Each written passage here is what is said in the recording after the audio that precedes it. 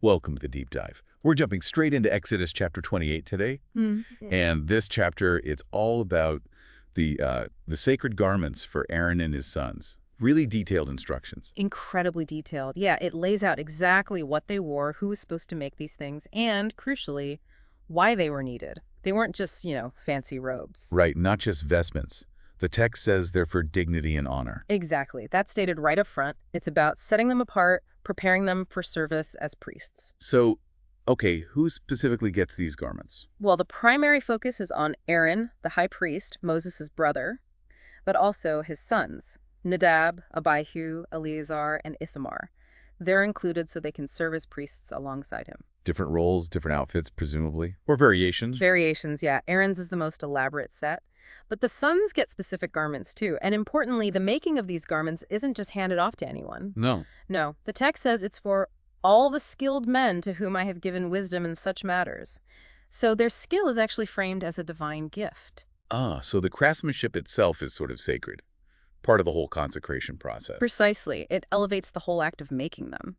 Okay, so what are the specific pieces for Aaron, the high priest? Right. For Aaron, the main items listed are a breastpiece, an ephod, a robe, a woven tunic, a turban, and a sash. Quite the ensemble. That's a lot of layers. And for his sons?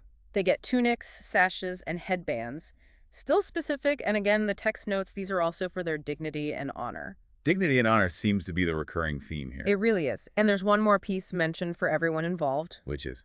Linen undergarments. Sounds mundane, but they turn out to be pretty vital later on. Okay, we'll definitely circle back to those. What about the materials? Must be pretty special. Oh, absolutely. We're talking gold, actual gold thread or pieces, and then blue, purple, and scarlet yarn, plus fine linen. So really rich, vibrant, valuable materials. Exactly. They immediately signal the status and holiness of these garments. Let's dig into the ephods first. It sounds quite central. It is. It's described as the work of a skilled craftsman, using all those key materials. The gold, the colored yarns, the fine linen.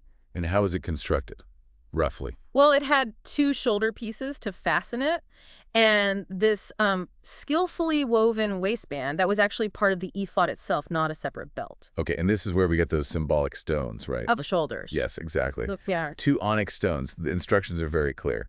Take these stones and engrave the names of the sons of Israel on them. All 12 tribes. All 12. 6 names on one stone, 6 on the other, specifically in the order of their birth. Wow.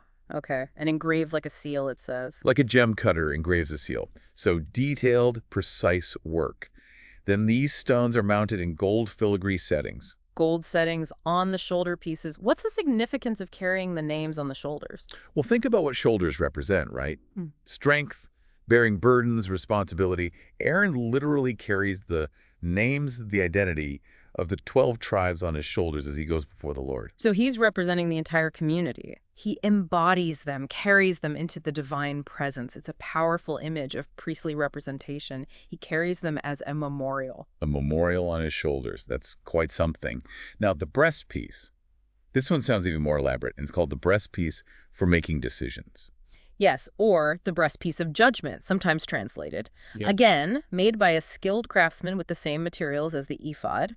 It's square, a span by a span sew, roughly hand-sized, and importantly, folded double. Folded double, like a pouch. Exactly like a pouch. And the front of this pouch is just covered in precious stones. 12 stones, I remember. 12 stones, right. 4 rows of 3.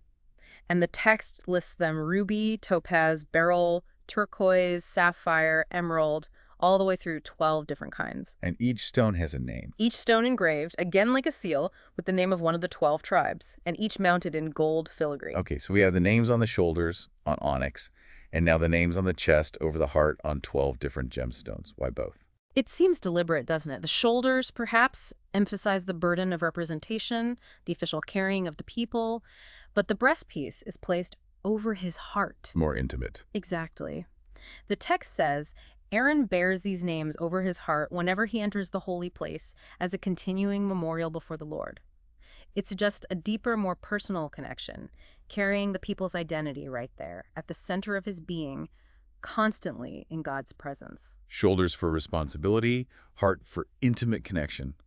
A continuing memorial. And the text gets really technical about how this breastpiece attaches to the ephod, doesn't it? Incredibly technical. It talks about braided gold chains, gold rings on the corners of the breastpiece, rings on the ephod's shoulder pieces, more rings on the inside edge, rings near the waistband. It sounds complicated. It is. And it specifies using a blue cord to tie the bottom rings of the breastpiece to the rings on the ephod near the waistband. And it even gives the reason, Which is so that the breastpiece will not swing out from the ephod. just a practical matter of keeping it tidy. Well, yes, but think about what that means symbolically. This piece, holding the names of the tribes over the heart and also associated with decision-making, needs to be held securely, firmly integrated with the priest's core garment. It can't just flap around loosely. Its connection is vital and precise. That level of detail really underscores its importance. And you mentioned decision-making.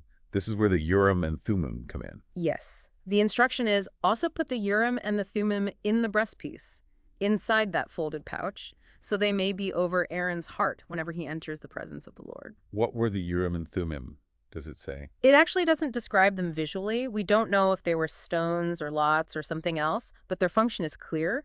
They are the means of making decisions for the Israelites. So the high priest carries the identity of the people and the tools for seeking divine guidance right over his heart. Exactly. Held securely within the breastpiece, intimately connected to his role before God. Okay, moving on.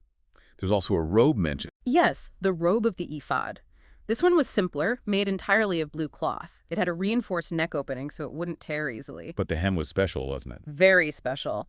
All around the hem, it had alternating pomegranates made of blue, purple, and scarlet yarn and solid gold bells. Pomegranates and gold bells. Why? Decoration. Well, maybe partly, but the text gives a much more serious reason for the bells. It says Aaron must wear this robe when he ministers, and the sound of the bells will be heard when he enters the holy place before the Lord and when he comes out, so that he will not die. Wow. So that he will not die. Uh-huh. The sound is literally a lifesaver. Apparently so. It seems to function as a kind of announcement, signaling his authorized presence and movement within the incredibly holy and therefore dangerous space. It's a safeguard. Lack of that sound could imply something is wrong, or perhaps his entry was improper. A constant, audible reminder of the boundary between the sacred and the profane, and the protocols needed to cross it. Exactly. It highlights the sheer power and danger inherent in approaching the divine. Okay, what else? There was a turban and a sash. Yes, the turban was made of fine linen, and the sash was the work of an embroiderer, likely colorful and detailed. These complete the main outfit. But there was one more piece, right? Something gold for the head. Ah, yes. Crucial piece. A plate made of pure gold. And engraved. Engraved, again as on a seal, with the words, Holy to the Lord. Holy to the Lord. Where did that go? It was fastened with a blue cord right onto the front of the turban, so it sat on Aaron's forehead. Prominently displayed. What was its purpose? This is really fascinating. The text says, he will bear the guilt involved in the sacred gifts the Israelites consecrate. It will be on his forehead continually so that they will be acceptable to the Lord. Bear the guilt. So even the people's sacred gifts might have some flaw or impurity? Apparently. And the high priest, wearing this visible declaration of holiness, holy to the Lord on his forehead, somehow absorbs or atones for that residual guilt associated with the offerings. So his consecrated status, symbolized by that plate, makes the people's worship acceptable. That seems to be the idea. He acts as a mediator, bridging the gap, ensuring their gifts, whatever imperfections they might have, can be received by God. It's a profound aspect of his role. Bearing the people on his shoulders, bearing their names on his heart, and bearing the guilt of their gifts on his forehead. You see the pattern. It's all about mediation and representation. And we mentioned the son's garments briefly.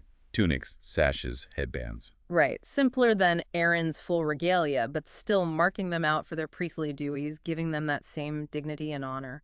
And putting these clothes on was actually part of the ordination process. Absolutely. The text specifies, after clothing Aaron and his sons in these prescribed garments, then they are to be anointed, ordained, consecrated.